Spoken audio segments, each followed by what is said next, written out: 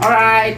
So, another lain na sad nga kuan addition. So, daghan man gud porma ang mga fractions. So, katong una na akong example, last ng video is proper fraction to siya. Kini, improper fraction ni siya. So, atong i-describe kung saan ang improper o kanang proper fraction. So, ingani no? Kung ngayon tag 1/4 proper fraction ni siya. Ano?